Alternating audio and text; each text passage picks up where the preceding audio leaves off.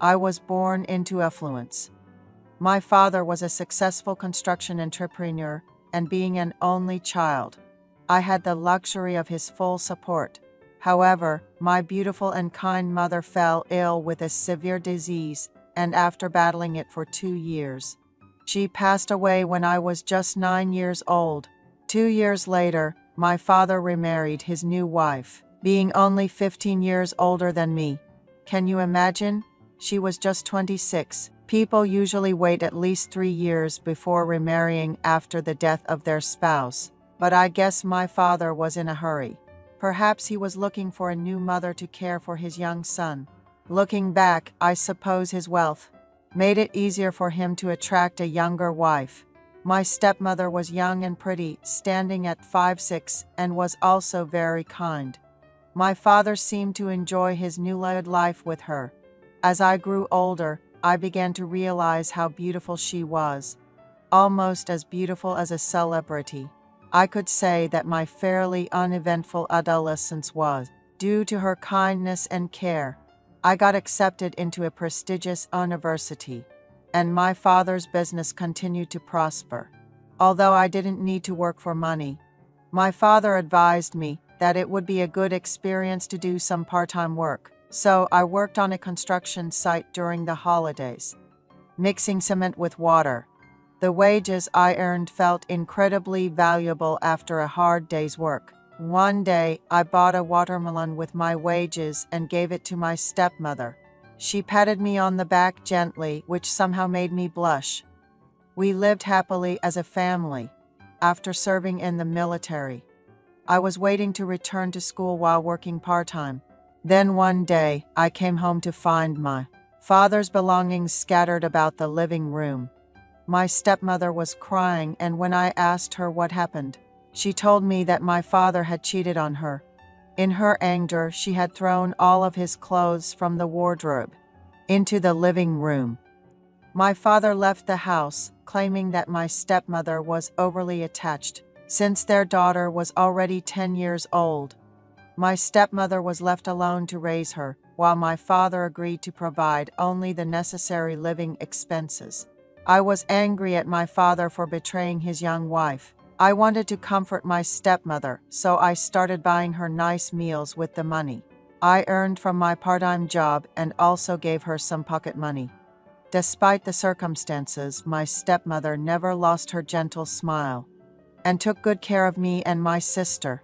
I was busy after returning to school, and my father's separation period just seemed to extend. Looking at my father's life, I decided not to date for a while and focused on studying. As my sister grew older and her tuition fees increased, my stepmother had to contact my father for additional support. Occasionally, I saw her sigh and sit down in exhaustion. One day, I suggested that we order some late-night snacks. My stepmother ordered chicken and beer. My sister said she was tired and went to bed, leaving my stepmother and me at the dining table. As we shared stories and drank, she started crying, saying that my father hadn't contacted her except for when he sent money, that he had betrayed her. Despite the 20-year age difference, that he didn't even ask about his daughter, and that just sending money doesn't make him a father. I gently patted my stepmother's slender shoulders, comforting her, saying, "Stepmother, Dad will come back someday. Let's live well until then." She had too much to drink and went to her room to sleep. I was about to go to my room after cleaning up when my stepmother softly called out to me, "Son, I've felt so lonely. Things were good when your father and I first got married, but after we had our daughter, he only had eyes for her. I was always complimented for my youthful looks, but your father began to distance himself from me. During that time, you were growing up so well, buying me delicious food, even giving me pocket money from the earnings of your part-time job. I'm grateful. I'm embarrassed to say this, but I started to see you as a man. I've wanted to confess my feelings for a while now, but I've been too shy. This isn't drunk talk. I'm confessing to you with the help of alcohol.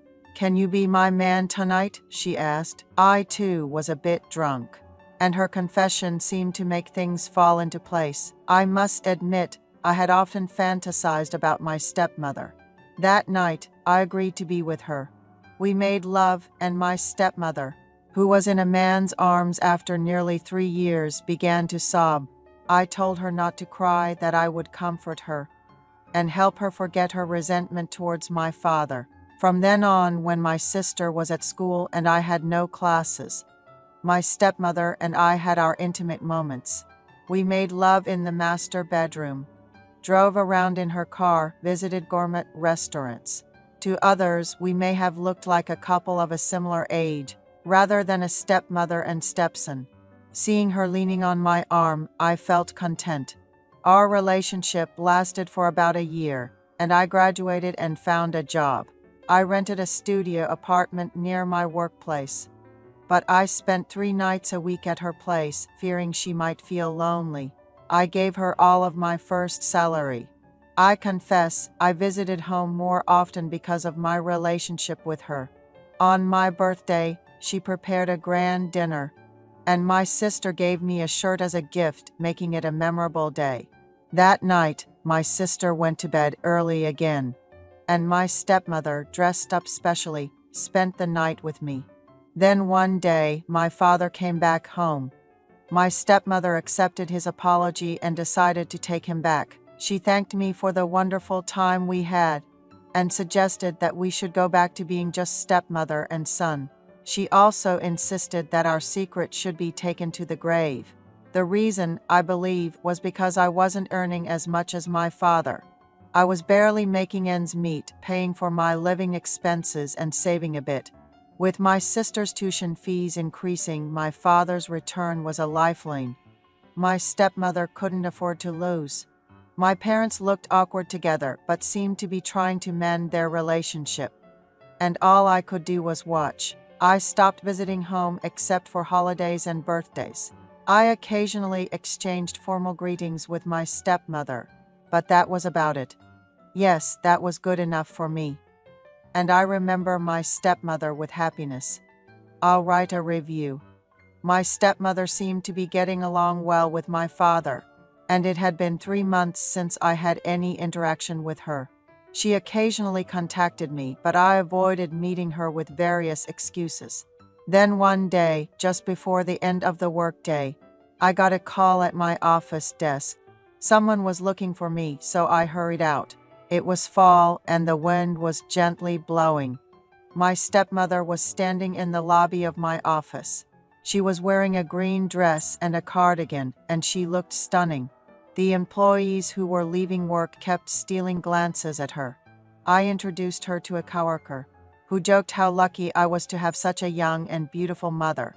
I always felt this way when I was with my stepmother. She was always beautiful, and I was proud of her.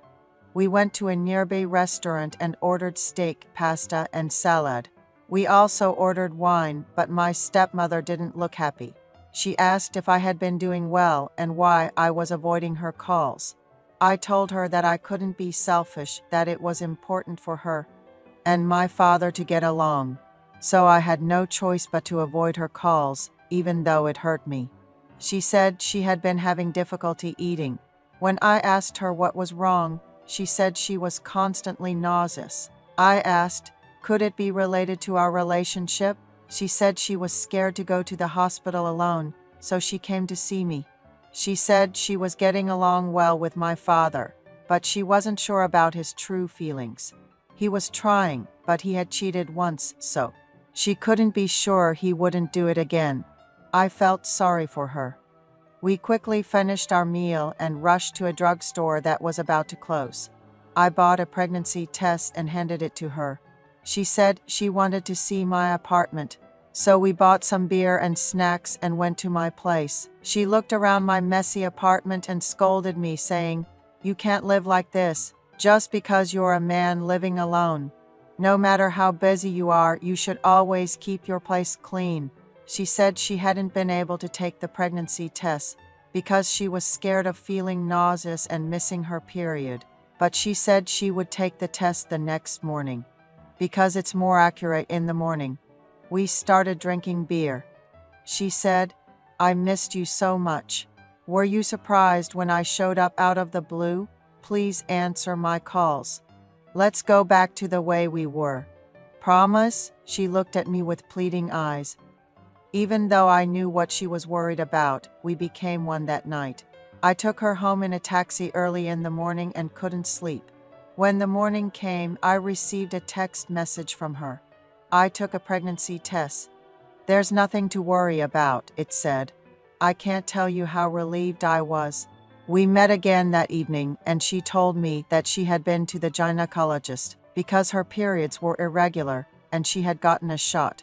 But because she was constantly nauseous, she was advised to go to an internist.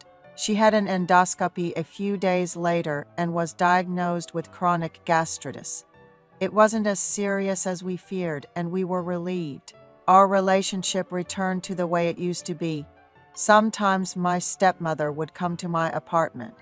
Before I got off work and prepare a delicious meal, we would sit across each other and eat, then go to the bedroom and have a good time.